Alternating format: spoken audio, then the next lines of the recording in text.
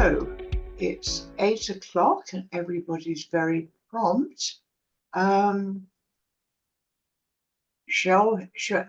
as Tom warns, there may be some people coming in at about 5 to 4, in which case we will owe them apologies. Ed,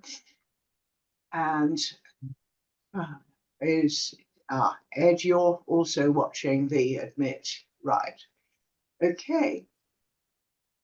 So I'll hand over now to Paul, who is going to chair this session. Hello all. Right, welcome to Availability, the Challenge for IT Professionals. This is part of a series based on the outcomes of the working group and the roundtable held on the 9th of January at BCS London. This meeting will be recorded. If you don't want to be recorded, please leave now. And we need to start the recording. It is recording. Right. The aim of this event is to capture the views of the global IT community.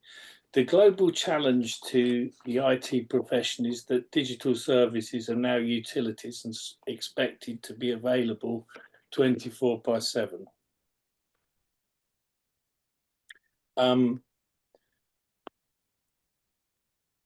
In this event, we will briefly set the scene before asking participants for their perspective on this new environment. The focus is on the new different skills needed in this environment. In addition to those relevant to the business and the technical environment that many of us were trained for. We address these issues in the Roundtable of London. See the attached link. The event will be recorded and available on BCS. The Availability Working Group of the IT Leaders Forum will use the inputs as important sources of information to steer their activities. To introduce the event, we have two speakers. Ed Steinmuller, who is Professor Emeritus of Information and Communication Technology Policy at the University of Sussex, and Jill Ringland, who is Emeritus Fellow of SAMI Consulting and Life Fellow of BCS. They were both co-chairs of the working group. After the introductions by Ed and Jill, we will open up the meeting for questions and comments. These will be limited to 2 minutes per person. Ed, over to you. Right. Sorry, can I just say that please use the chat extensively. We've found that quite often, because there's a queue of people putting their hand up, that it's easier to put something in the chat and start another chain that way. So please do use the chat. Sorry, Ed, over to you. That's right. So for those of you to the east, good afternoon. For those of you more local, good morning. I'm going to talk about the context here right at the beginning. As Paul indicated, the services based on digital systems are now integral to modern economies and societies. And most services delivered by most organizations are based on software developed outside of their organization and often outside of their country. And then the third contextual feature that we face is that organizations vacillate between improving service availability, reliability, and on the other hand, developing new services and aiming for revenue growth. So that, in fact, one of the challenges to resilience is the speed of deployment of new features in software or new solutions implemented in software. Both constitute major risks of outage. So this is the context in which we're dealing. Please next. So based on our work in the Service Resilience Working Group, we've come to some conclusions. Perhaps the most important of these is on the right of this diagram, which has a figure representing all modern digital infrastructure as a pile of blocks. And if you look closely at this picture, you'll see that in the lower right-hand corner, there is a small peg that's holding up the whole structure. And that small peg is labeled a project. Some random person in Nebraska, no offense to Nebraska, has been thanklessly maintaining since 2003. And she is retiring this year. So there are legacy components in our software systems. Because our systems are comprised of many different elements, few of which we actually produce ourselves.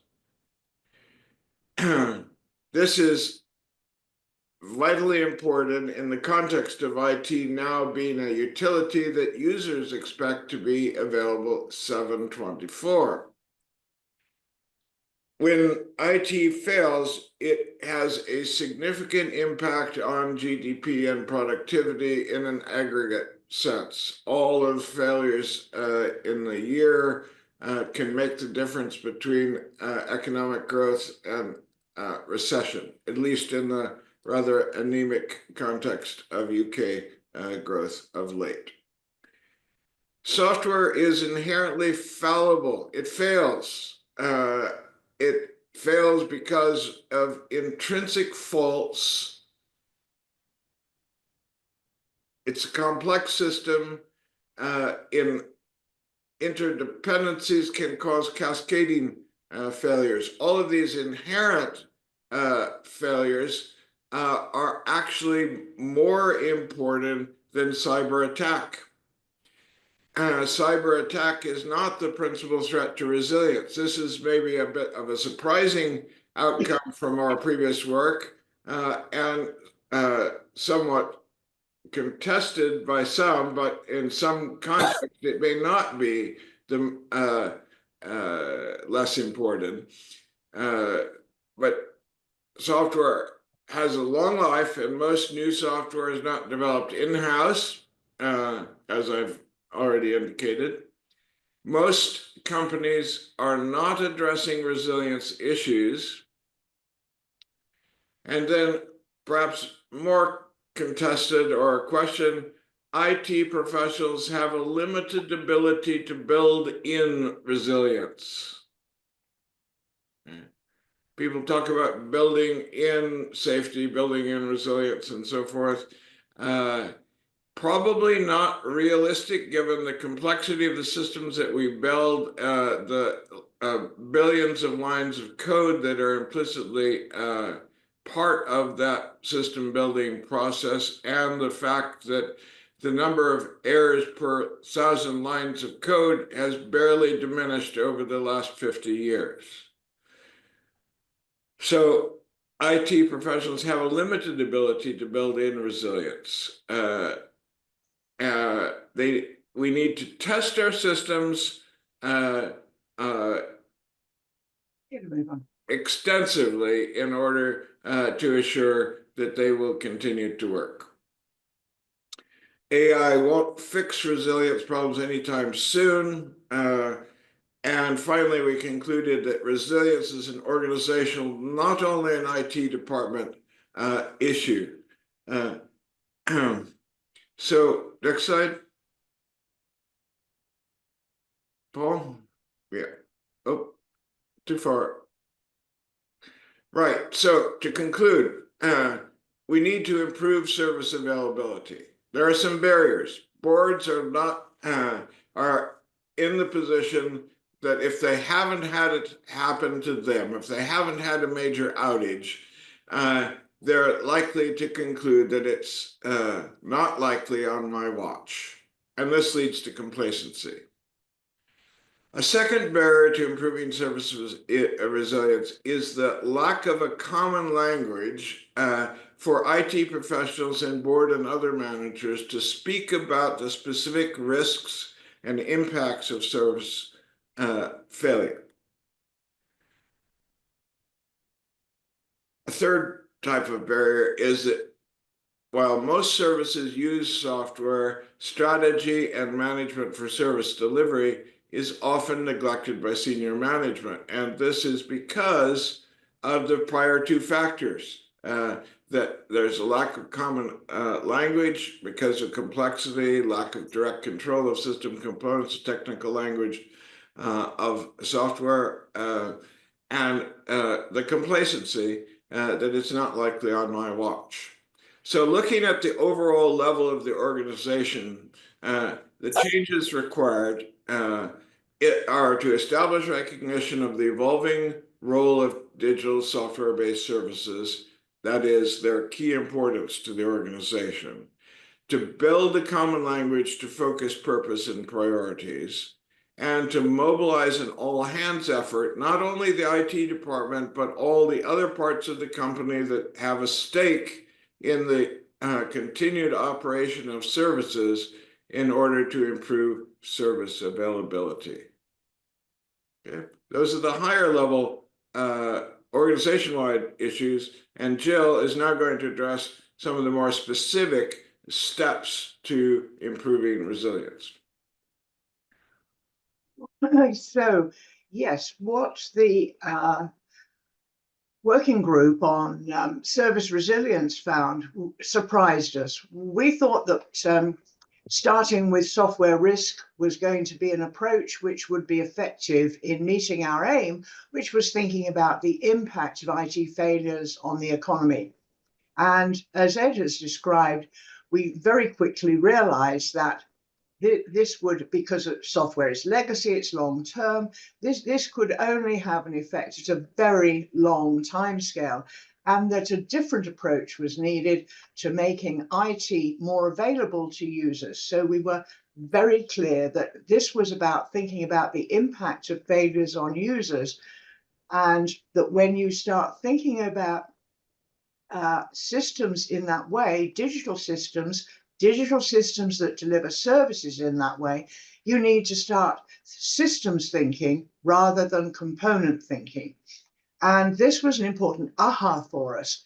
So if you've got a system, you start measuring it by the impact of the system, not the internal components. So we realized that there's a really useful framework out there called the NIS framework, which was originally thought of just for use on network and information systems, but because so many systems are based now on digital delivery, it applies to practically all services.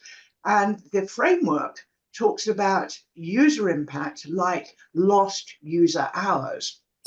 And this is a really useful perspective. It just changes the thinking from internal measures to what is the impact on users. And once you have that impact on users focus, then you can start introducing the approach that's been introduced into financial services through regulations, which is talking about what are the important business services that the organization delivers. And the measure of whether it's important or not is it's important to users, it's important to the total infrastructure, financial services infrastructure. It's got a big impact. And so accompanying important business services, you have a concept of impact tolerances. How long can this service be down before the organization or its users have intolerable harm? These are really powerful ideas. And as Ed was saying, one of the difficulties in this discussion so far has been a language that the board can understand and IT professionals can understand. And this language of important business services tied together with lost user hours is a language that the board can instinctively understand and gives the IT people a way of establishing priorities for their activities. So that's the envelope. Then Ed talked a bit about the complex nature of software supply these days, and this means that IT professionals need a whole load of new capabilities like contract and supply chain management of third parties can't be left to the procurement department. It has to be IT taking a really close interest in the components, the services that are being brought in. Because we have systems thinking, there's need for much better business analysis and mapping of what are the pieces in these systems that deliver services. Then, because IT fails, software is going to fail. End of. We know it will fail. That means that the IT people need to think about trying to reduce the number of failures and trying to recover more quickly once there are failures. And this is the bundle of things called resilience. And resilience has been floated around and interpreted as all sorts of strange things with internal measures. Well, obviously, our approach is to think about resilience in terms of external measures. That's the impact on lost user hours, for instance. And there is a lot of incident management where we're doing some work with the 9 big banks at the moment.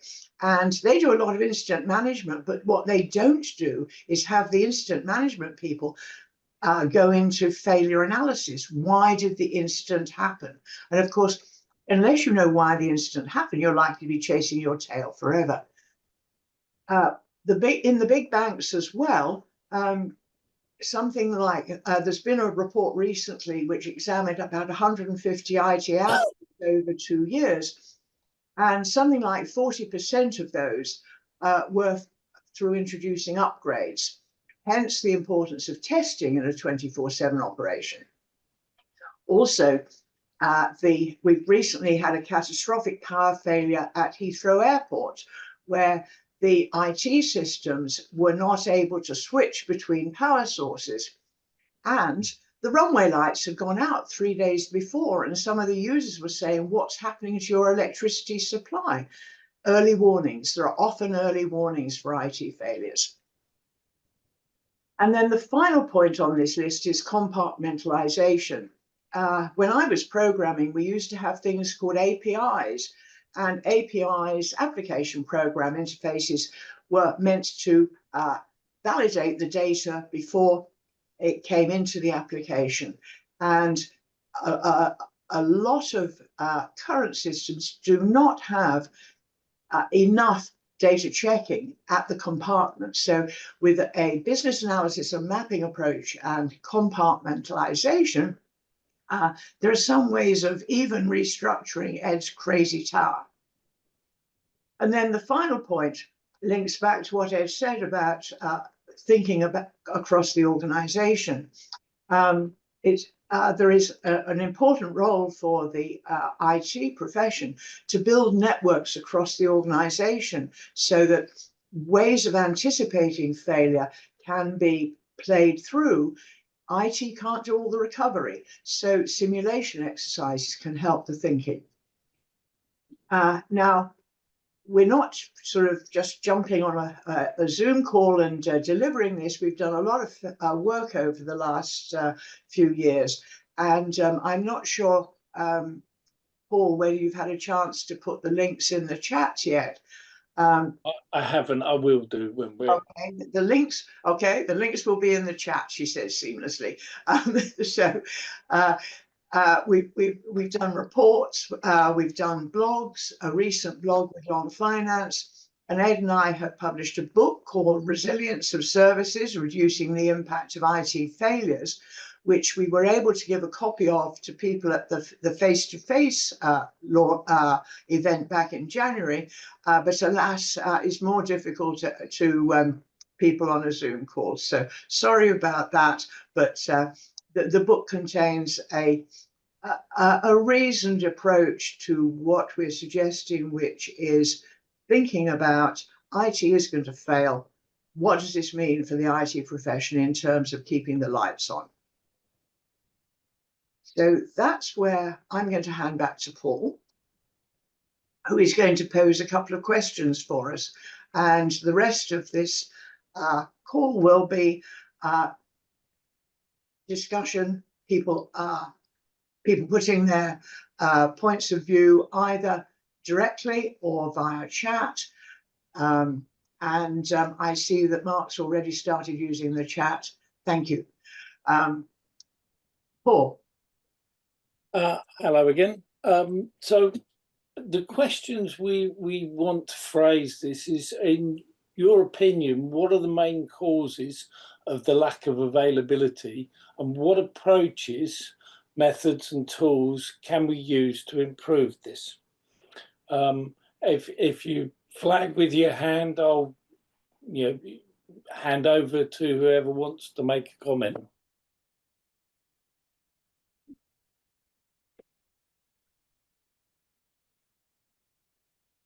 Well, if nobody else wants to immediately jump in, the recent work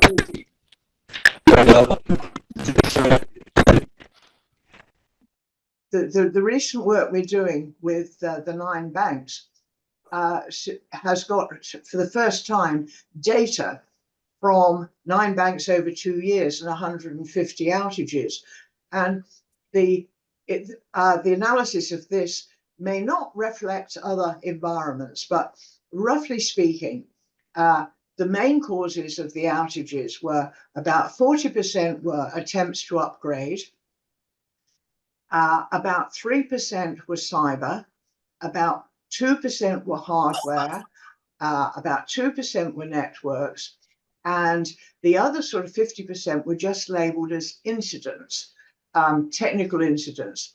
And so we're holding a workshop in a couple of weeks' time to try and bore down under this, to firstly understand how to reduce the number of outages from upgrades, introducing new versions and so on, and what sort of information there might be behind incidents. And I see that Mark's point is that incidents and problems are different in big organizations, and so nobody investigates. I think that's a really interesting point. No, Jill, that's not at all. You don't seem to have mentioned the ITIL structure, and every large, bank specifically, have pretty close. They follow ITIL.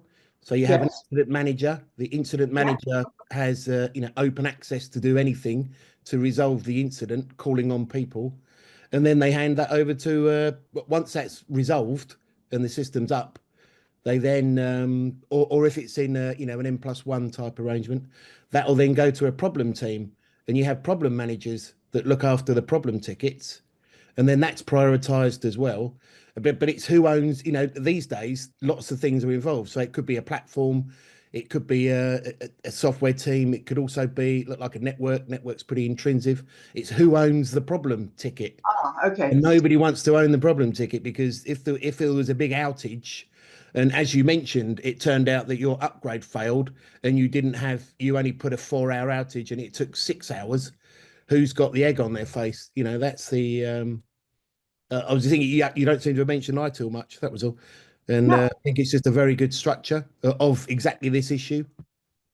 Yeah, and I didn't mention ITIL because it's well established. Everyone uses it. I was talking about new stuff. But what I did do was misinterpret your chat. I thought it was a bun fight between incident handling and problem handling. No. Actually a bun fight among people who are all trying to pass the parcel within the problem area. Okay. Well, they don't want to be the owner of the, we caused the problem, basically, because the last thing you want, obviously you will get problems, as you say, these days, complicated environment, but, you want to try and minimize that as much as possible. And obviously regulatory environments, they have to declare outages to, as you mentioned, Bank of England and those people. So there's all, there's a lot of, there's a lot of visibility on outages, and therefore a lot of work. Sure. So that was my point. So yeah, okay. and I still think everything fits into ITIL. There's nothing, it's a framework. So there's nothing new, obviously, apart from things like the Bank of England operational resilience, the acts that have come out there, the FCA. But that all really expands on ITIL, and it just involves more people. Sure. I mean, ITIL's the sort of process infrastructure underneath it that sort of recognizes the main tasks. Yeah. And I guess the FS process puts a sort of framework above that in terms of organizing the priorities. Yeah. And Yeah. that business owners are responsible, and they need to, if they've got two people, if they've got one person that knows all the processes, they need to make sure that there's somebody else available as well. It's just expanding that remit. That's interesting. Yes, that came up at the previous call we had. That Yeah, and it links into Dora, doesn't it? Obviously, Dora's the other big thing as well. So yeah, the comment that came up was resources aren't just equipment; they're also people, and you need to have enough of them to manage the problem. exactly, yeah. Because I think a lot of places, you've got the incident and problem managers. Lots of them have professional teams on 24-hour shifts, and that they can run that well. But it's the key people, and I think that's what it's expanded into it. Because there's always tends to be, when you want an incident, somebody tends to know a little bit more about what was happening and things that interlink. And that does tend to be key people. That an incident is going to be resolved quite quickly if you have some key people on there. And I think that's what they're trying to do. They're trying to, not make people, not make environment or services so reliant on key people. Sure. So that was also flagged at the previous session, that a lack of succession planning, and there is legacy software around all big organizations, and quite often it sort of beats me gut if any problems should occur with it, because it just, there is no way of finding out what it's supposed to do, basically. That's a challenge. It's you've got observability now, haven't you, and things like that. The new terminology that's really opening up and instrumenting things. You can automatically instrument a lot of the services now, and that's allows you to target things a lot quicker. So Yes. things are changing. Can you give any examples, please? Because we have been thinking that in terms of monitoring the sort of data that ITIL specifies should be kept, monitoring and analyzing it, it's an obvious application for AI. Do you know of any good case studies of organizations actually using that yet? Yeah, well, I work for IBM, so we use AI operations. So that all of our operations is done dynamically using AI. Okay.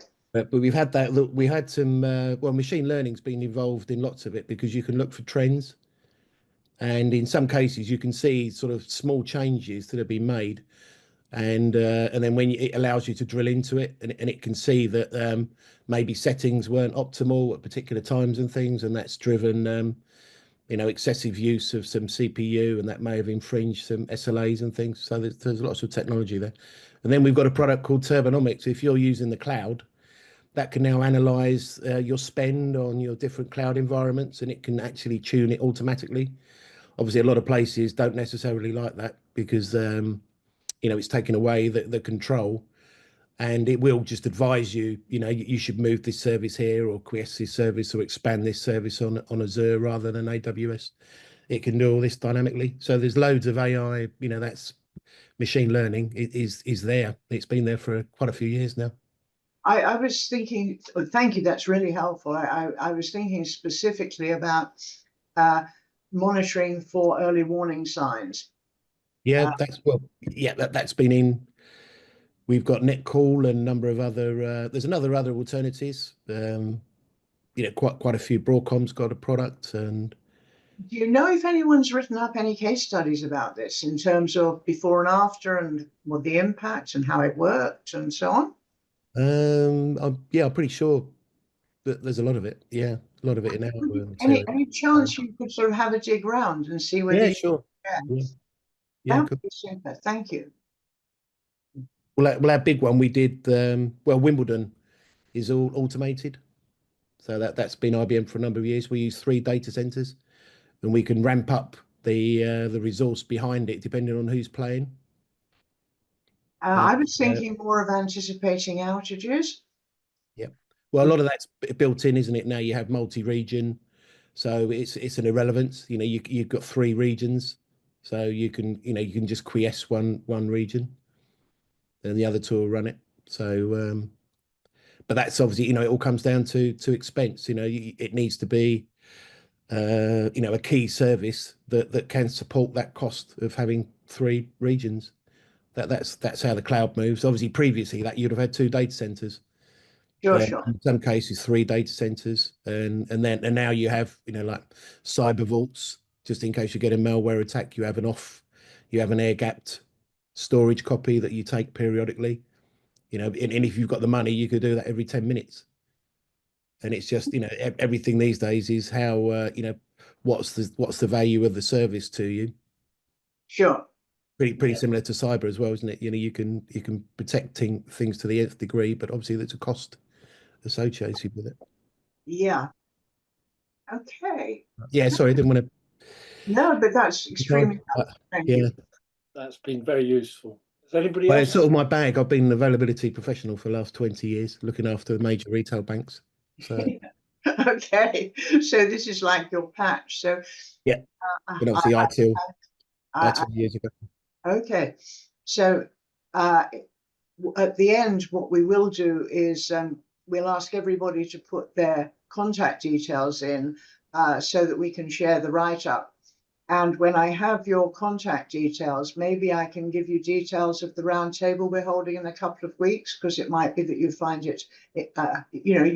think it would be useful for you to be there, make a contribution.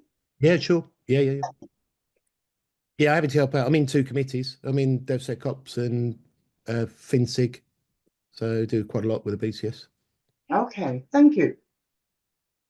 So I wondered whether Tom had any thoughts, because I know he's done a lot of work over the years in this sort of arena. Tom, would you like to unmute and say anything? Yeah, I mean, I mainly for my work, I have been taking care the 24/7 availability for the for animal hospital. So it's quite crucial that we need to make sure medical records are able to be retrieved, and all the equipment can be accessed. So in my career, I had 2 critical downtime, and sometimes not just the infrastructure, but also the software design, and I think Jill mentioned about the API. It's quite important because we outsource some programming service to contractors, so we need to be able to monitor them carefully in a daily basis, I would say, because that sometimes really interrupt our service, also reputation as well. So and recently the Legislative Council in Hong Kong has passed a new law. It's called the something they call it protection of critical infrastructure for computer systems. There are many definitions. It's going to be well, it's available now. I think it's going to be executed by next year. So all the critical system like healthcare and maybe finance industry, they got to follow that, and there will be quite serious result if that this kind of system fail, like a big fine, something like that. So Yeah. that's very interesting that in Hong Kong, Yeah. health service is thought of as part of the critical national infrastructure. I noticed that Joe put something on the chat about the NHS. Joe, do you want to comment about how in the UK we treat health systems? Do you think treat them as critical national infrastructure? Yeah, it's from the EU, but I suppose Sorry, Anybody else? sorry, Joe, we can't hear you. we can't hear your voice, but we can hear a lot of other crackling sounds. Okay. I'll leave it to you. No, I don't think this is going to work. Do you want to put something on chat, Joe? Because I think that's going to be the technology defeats us. Does anybody else have any thoughts about the role of health services in terms of being part of the critical national infrastructure? Because that's something that we haven't actually been thinking about much in the working group, but is of course becoming increasingly important. Yeah, well, they were hacked, weren't they, a couple of years ago? So I think that showed how they're not prepared. Does anybody else have any thoughts about that?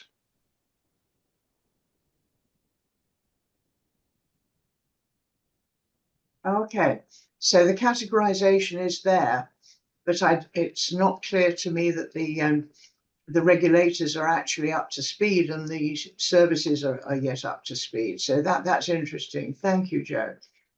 So does anybody have any experience of trying to use the NIS framework in terms of lost user hours? Has anybody heard of it before? Is it, you know, is it in sort of people's view as a focus for service delivery? Or is it something where we need to do a lot of missionary work in order to bring it further out? Any thoughts from anybody, please? Okay. Okay. So, sounds as though it's not in the public domain, which sort of the visible domain, which is interesting. Okay. Are there any other approaches, methods, and tools that people go, well, actually, that's basically the thing that works? So answering the second question, any thoughts on that? Ed? Ed, you're muted.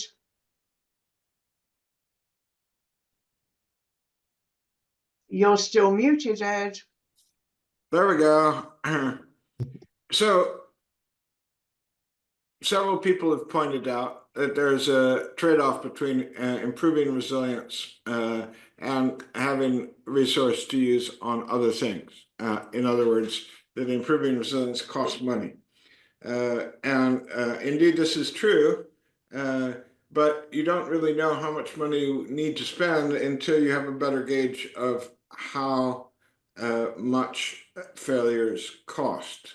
When you start to think about how much failures cost, then in the first order, it's the direct cost to the organization in which the failure occurs. And one of the things that we have been trying to publicize or promote more widely is the understanding of the knock-on effects of those failures to customers and other organizations. So if you just think about it in terms of your own organization's costs, that's a very different thing than thinking about what the overall cost might be. And in the long term, it may affect you as well because it hurts your reputation to have the failure. The losses of your customers come back to you in terms of lower loyalty and greater willingness to jump ship from your services if, in fact, the user has experienced outages in the past. Isn't that why you categorize your services, Ed? So you have, you know, Cat A, Cat B, Cat C, depending on how much impact it'll have to the business. And obviously the business is your customers. of course, you categorize things, but do you have a number on it? Well, if this is critical to the business, that would be a Cat A. And with Cat A, you'd probably have, depending whether it's you have a framework and you have platform deployment tooling that you link to that framework. So, Mark, are you saying that anytime you categorize something as Cat A, that you will spend indefinite amount of resource on improving the resilience of that thing? No, you'd have a basic standard already where you'd have dual site and or depending if it's cloud. So all Cat A services will have a basic. You have an architecture strategy and a standard. Okay, so you're saying that the way to address resilience for the most critical services is to have Plan B type backup alternative service provision arrangements. Well, it would be, that would be active. So lots of places they have multiple channels. So in some cases you could have 64 application channels, and that would be 32 in either data center. So you've got so much resiliency built in, and that will be for a Cat A service. Okay, so and those are great, technical points, Mark. My question though is, where do you get the number that tells you how much you should spend on these technical alternatives?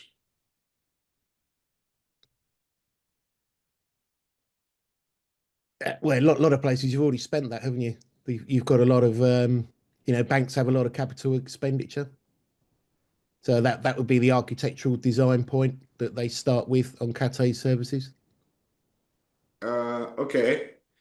That still doesn't quite answer the question. If the company is trying to increase its profit level and it says, do we really need all of this stuff that you guys say we need? Yeah. Well, you don't need any of it, do you? As you said before, you could strip it all back to the bones and make increase your profits. But right. And so this trade-off that we're trying to point to, okay, is we need a rather specific estimation of the cost, and whose cost? The cost to the organization, cost to the customer, helps to frame the validity of the investments that you make in resilience, which include all the things you've been saying all straight through. Those are all very, very important, but how much should we spend on them relative to improving our next quarter's results, the financial results? Yeah. In a way, that explains the rush to cloud, doesn't it? Because it's all operational expenditure. Yeah. But you're not thinking about the capital expenditure you may have already had, because everything's siloed. Yeah. So everybody tries to, well, I don't want to pay for that. Well, I'm sorry. That's that's what we need because we're a bank. Yeah.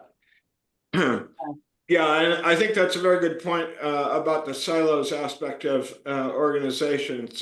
How do you get this conversation going across the organization so that you can, in fact, bring what is essentially the critical business service into clarity, into view, both quantitatively and qualitatively?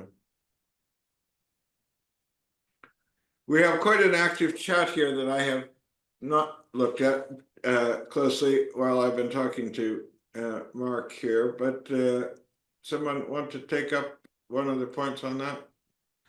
Maybe Paul?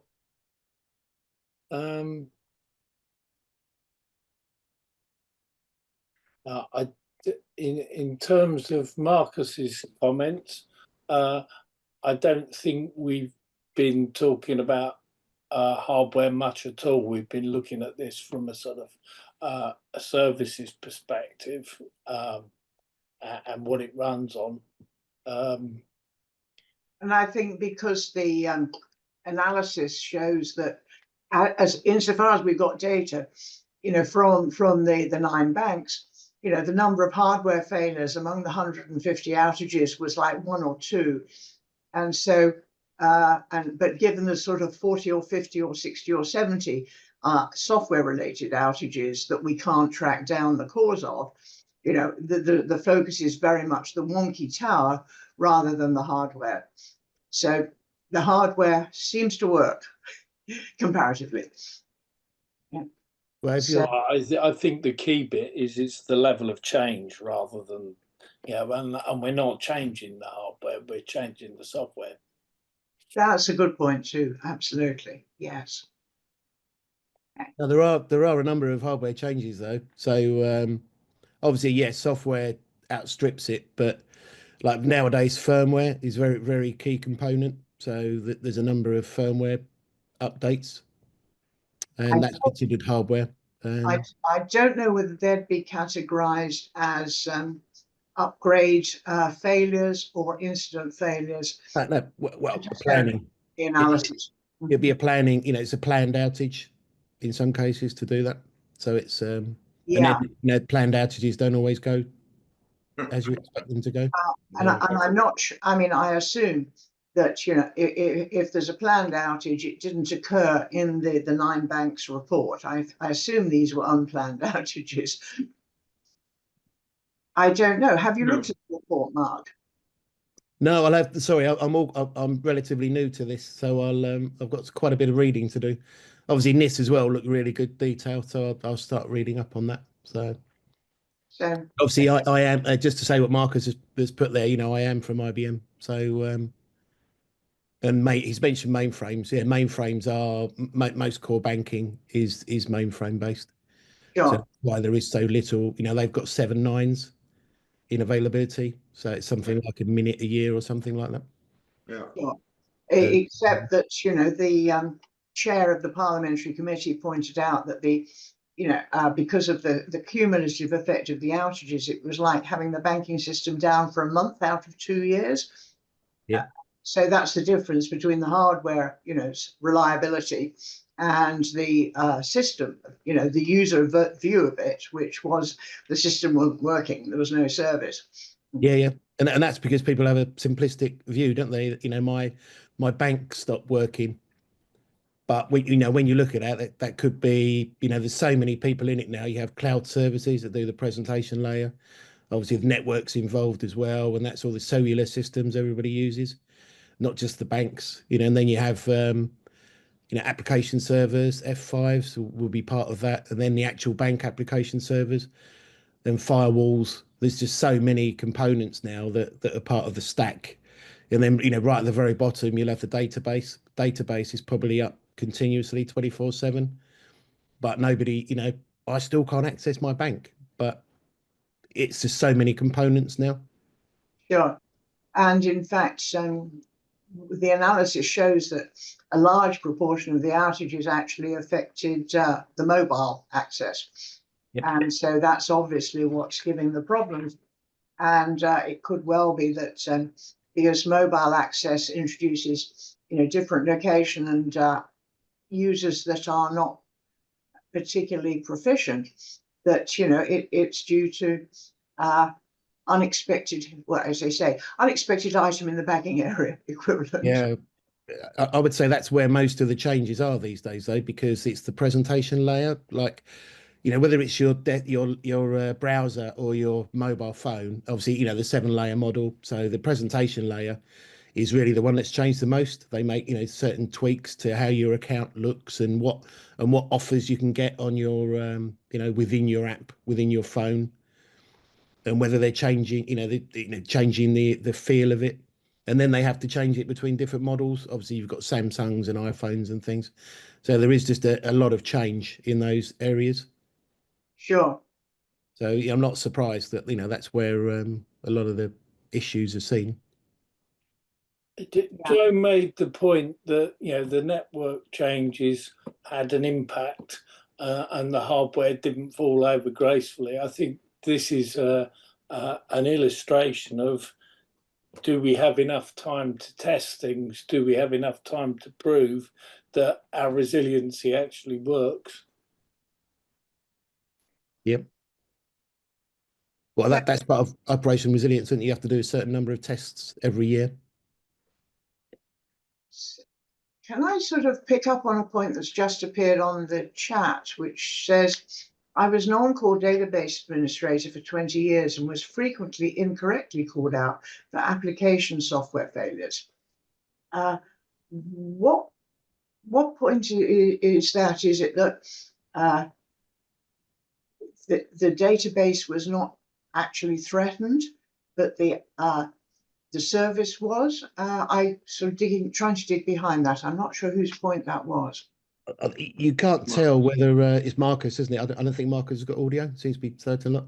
But if you get, you know, a call that's say you're trying to check something on your balance, so you don't know which bit of the chain that is, whether it's the command that's coming in via your browser or your desk or your mobile, or is that the actual SQL that's querying the database at the bottom end?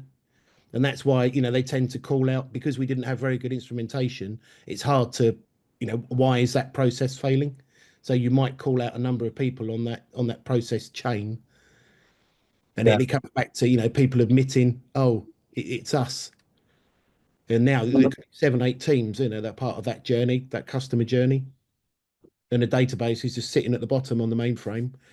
That's, you know, busy working away. It just hasn't got the request because the network's down, or the application's hung, or, you know, there's so many components now, or it's getting misdirected because the load balancer isn't working on the network. There's just a million different things that can be in play. So Marcus, I think, wants to say yes. I'm happy to chip in and explain, but Mark explained that quite lucidly. Thank you. Yeah, it's because the database was at the bottom of the chain, and we got the first call out because everybody thought it was a database, but it was frequently an application problem, or possibly a network configuration problem. But it was more than likely it was a application software deployment problem. The SQL wasn't working properly. It wasn't tested under heavy production load, sort of a testing environment, and they just ship to production and see what happens. Okay. Lack of testing to prove that it's ready for live. Exactly.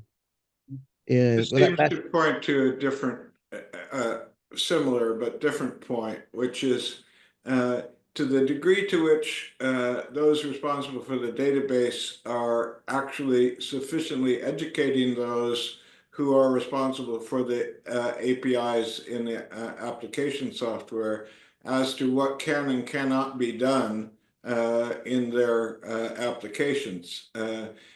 Because it may well be that they imagine, the application developer imagines things of the database that are not there,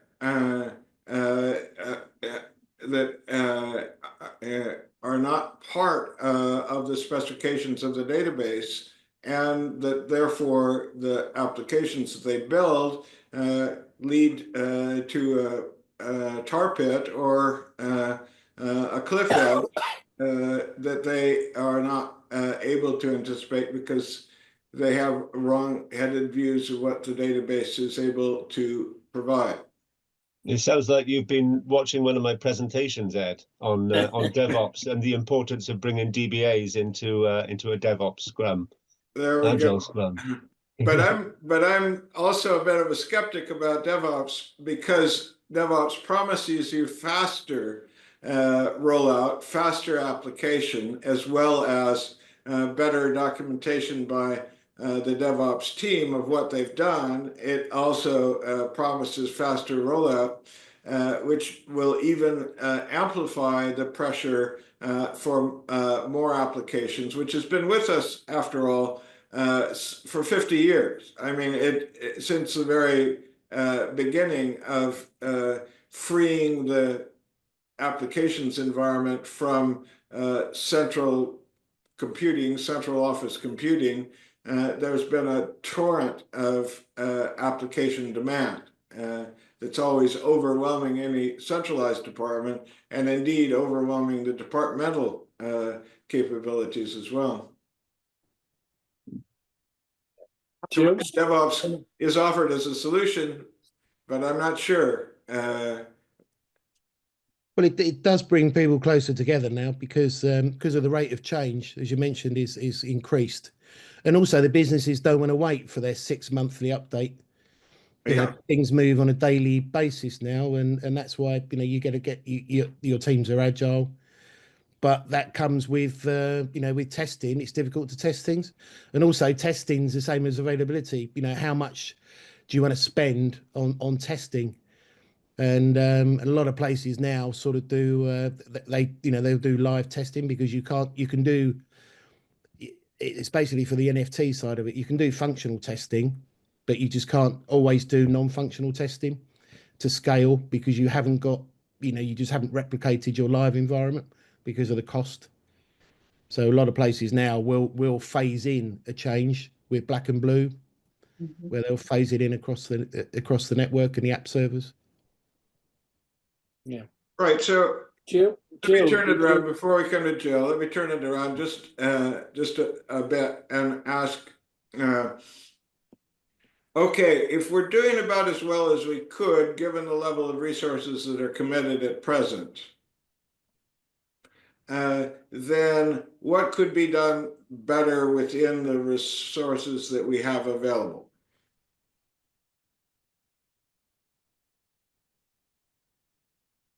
Or indeed, are we doing the best that is humanly possible with the resources that we have?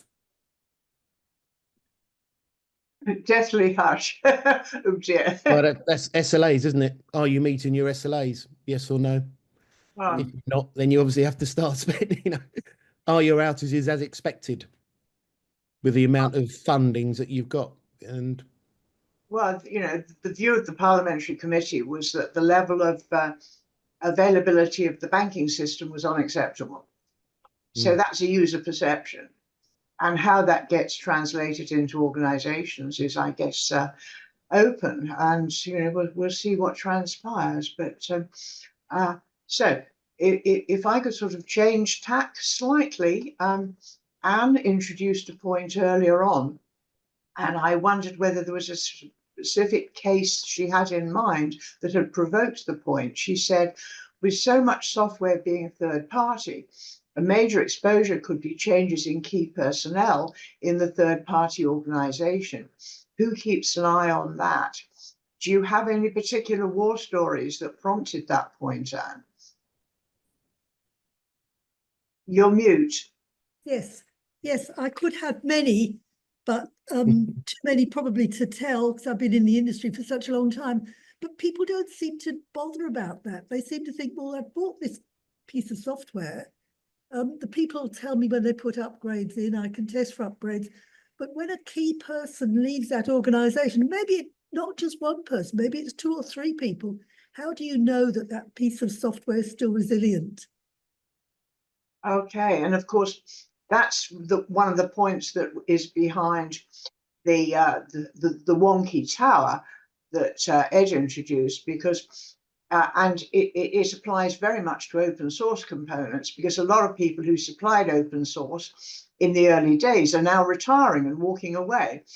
And so I know several organizations where lack of support for open source, people just saying, sorry, I'm out of here, I'm going fishing or whatever, has actually happened. So yeah, I think it's going to be quite a epidemic, I suspect, of open source being abandoned over the next few years as the people who've been supporting it just walk away or die off. I wouldn't. Well, I was responsible for all the software at the Australian Stock Exchange at one stage of my career, and we used to write that in the contract. If any of your key people, and we could nominate key people, change, we need to know before that happens. That's we do it every month, then. Yeah. With the bank I work for, so it's we have key third-party personnel, and there's any changes, it's updated every month. That's great to know, because a lot of people just don't do that. They just think, oh, well, that's their problem. Their problem becomes your problem if you're not careful. Yeah, 100%. Yeah. And then talking about open source, obviously, we bought Red Hat a while ago, and obviously Linux is still very much open source. but you pay for the support of it, which happens with quite a few of the open source products, doesn't it? It's a great tool to use, but then if you want it supported, that's where the money comes in. So you're not actually buying the product, you're buying the support of the product. And HashiCorp is one of those, they use Terraform. So that's another one. It's a great product. Obviously, we've just bought HashiCorp. So now you know that you've got a huge team looking after it. And it is open source. So you can get quick development against it. But there's also the support backing it up. Right. So, Yes, I think with regard to the open source, indeed, Mark, that's the overall trend is that the previous volunteer-based open source communities have increasingly been sponsored by larger organizations or developed cooperative arrangements in which larger organizations are providing significant amounts of the labor required to keep the software current and updated over time. So open source, as it was originally conceived of with the business model, provide the code and pay for the support, which is a perfectly reasonable business model, as evolving into the code being supported as an extension of the support that you're paying for. okay. Yep. So on that note, I think we probably need to close this call. But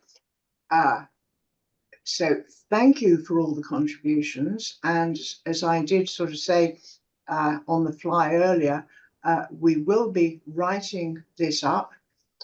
We will do a raw capture, which we will circulate for comment and update in case people felt they'd not quite put what they wanted to. And then we'll do a report later. And if you would like a copy of the raw capture and of the report, since we use Eventbrite for registration, that means that we don't get your email address. So you need to put your email address in the chat now if you would like a copy of the output. Okay. So, and you can make it a private message to Jill, Paul, or me if you would like to just share it with us. okay. So I notice that people are putting their emails in, which is good. Thank you. Are there any last comments that people would like to make? So, I don't know. Tom, you've taken your mute off. Would you like to say anything? I just thought about some best practice model. I'm not sure you guys discussed it before, like the CMMI. That may help, So did you? Okay, so it has come up, but only in passing. So Yeah. would you like to put something in the chat to make sure that your thoughts about it actually gets captured? Yeah, because things like critical system like government or public services project, if mature best practice like CMMI 5 can be applied, that may help for ensuring the stability of the software. And what I have never understood is whether there is any observed data for improvements in availability connected with higher levels of CMMI. Obviously, there's a lot of good sense behind it, but whether there's a correlation I just don't know. So would you be able to put something on that in the chat too? Sure. Yeah, let me find out and then I share with you. Okay. Thank you. So we'll keep the chat open for give you a chance to do that. And if there is anybody else, there are only a couple of people who have put their email on the chat. When we've done this before, we've had about 20 people wanting copies of the output. So I really do hope other people would like to keep in touch. And we'll keep the line open for the moment. But I will stop recording now. Okay. Ed, do you have anything you'd like to say? For the record, thank you all for coming. We really appreciated the people that came, and we're happy to hear from you in the future as well. We would really like to sell some more copies of our book, the third of the links that was provided earlier. And we'd welcome comments on it if you do, in fact, acquire a copy of the book. Yeah, that's true. That